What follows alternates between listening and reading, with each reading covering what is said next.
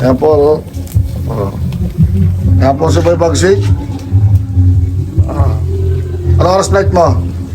9 p.m. 9 p.m. Boss Rich then. Welcome to my kingdom, shout my name. Boss Rich D-O-N. Boss Rich D-O-N. Boss Rich D-O-N. Welcome to my kingdom, shout my name. Boss Rich D-O-N. Ay, mga solid supporter ni Boy Bagsik, no?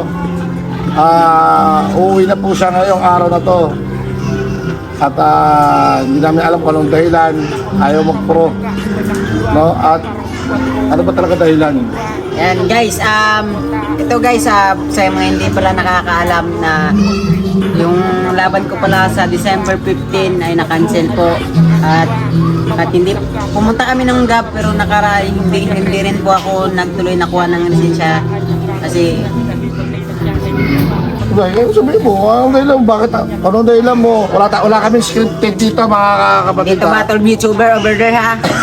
O anong dahilan mo? Sabihin mo kung Ayan, bakit guys, ka... Natatakot ka ba?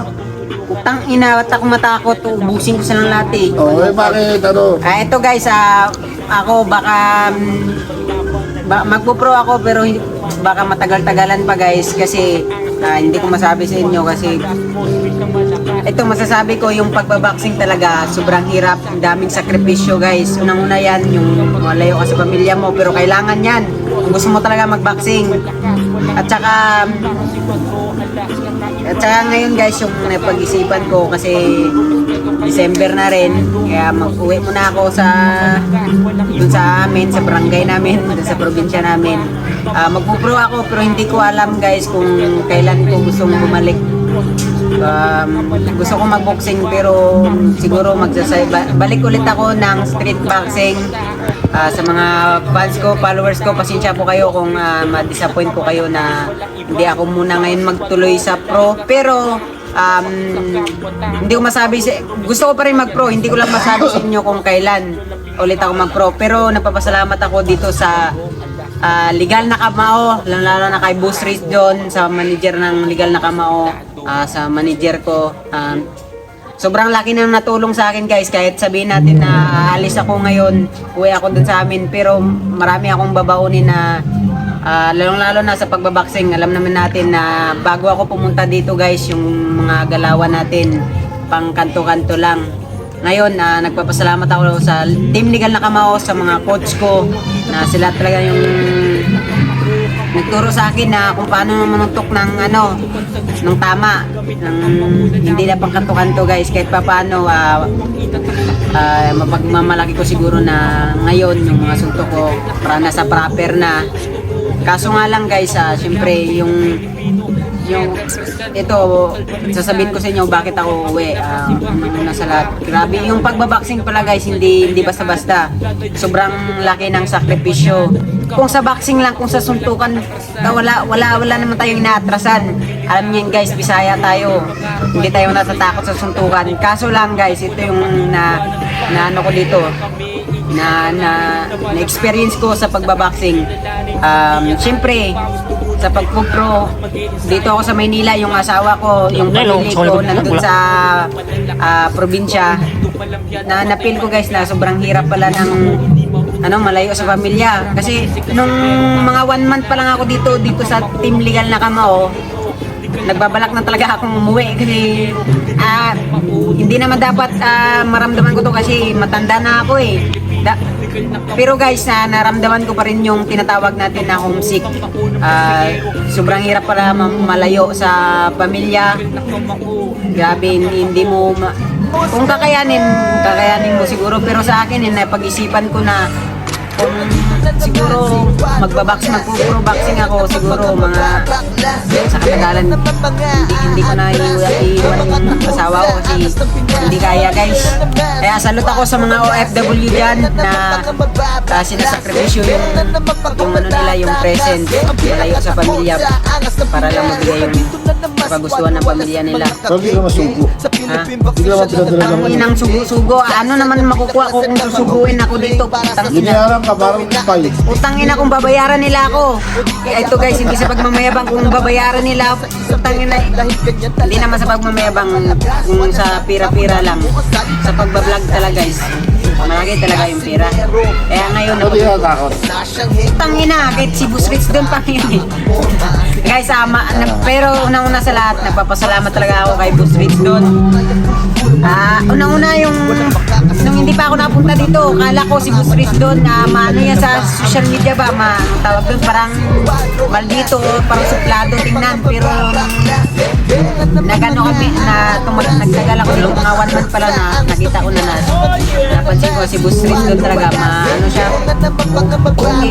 okay guys, parang minsan nga inaano parang sinakabit ko lang siya na parang tropa lang kahit na boss ko siya dito, manager. Nakikipagkulitan nga sa akin minsan, kaya napapasalamat ako kay Boss Rich doon. Kaya marami pa rin akong hindi pa rin nasayang guys, kahit uuwi ka ako sa amin, hindi pa rin nasayang yung pagpunta ko dito kasi marami akong natutunan, lalo na sa pagbaboxing. Kaya sa mga fans ko dyan, sana wag kayong ma-disappoint, kasi pag uwi ko guys, mas mabibigyan kayo ng maraming video pag nag-street boxing ako. Siguro pagaling lang ulit ako ng injury kasi wala talaga guys, legit talaga yung kamay natin, marami talagang injury na natamo kahit pinatirapi na tayo ng manager natin. Yung manager ko sobrang bait. Ano sabi sa manager mo? Alam ka na sa manager mo. Yan, sasabihin ko ba kung sino manager ko? Ano yun? Yan, sa manager ko pala, maraming salamat sa tulong nyo. Hindi ko makakalimutan yung tulong nyo sa akin. Kahit ganito yung nangyari na aalis ako, sana okay pa rin tayo. Kasi dati kasi guys, pagpunta ko dito, isip ko lang, akala ko basic lang yung pagboboxing na yung isip mo talaga, magiging world champion ka lang. Hindi mo alam na pagdaraanan mo pa pala na malayo ka sa pamilya. Kaya sobrang hirap guys, malayo sa pamilya. Sabi mo, ano yung last message mo sa uwi na ako eh. Yung maalala mo kaya ba na mga galawin ba? Basta wala lang kaming, alam mo naman yung mga dating umalis, marami sinasabi sa amin, mag-ganyan. Ito boss, ako, aalis ako dito. So, masaya ako boss na aalis ako. Kunwari, meron kami, kunwari may event dito sa Manila kasi alam mo naman, as a vlogger, siguro ma-imbita tayo sa mga ano. Welcome pa rin ba ako dito sa Legal na Kamao? Oo naman, wala naman. Yun, gang. Kaya, si boss talaga guys, si Boss Rich doon. Sobrang bait talaga guys. Okay pa sa alright. Mga supporter ni Boy Boxing ha, baka may masabi nyo Kaya guys, sa mga supporter ko, sana hindi kayo na-disappoint sa akin. Pero sa tingin ko naman, mas lalo pa kayong sasaya kasi mas marami na akong ma-upload na video ngayon. Magipagbubugan na ulit dun sa amin para mabigyan kayo ng entertainment at saka syempre para magkapira ako para sa pamilya ko kasi alam niyo naman guys, yung hirap ng buhay. Kailangan natin ng financial. Okay. Yun, no, guys, no, abang-abang lang kayo sa lahat ng magiging update. Papatuhan tayo ni Boy Boxing no, ng mga video niya. Yun. Kaya hanggang dito na lang! Bye-bye! Bye! Yo! Quadrilla Street Time World Champion, ang angas ng Pinas, Batang Ormoc, John Rel Casimiro. So guys, kung bago lang kayo sa YouTube channel na to, please subscribe. Boss Rich, doon na pa hinintay nyo. Baka makatikim pa kayo. Let's go! Boss Rich, di na pinakamalakas, walang iba. Parang si Quadro, alas kakaiba. Mabait sa kapwa tao,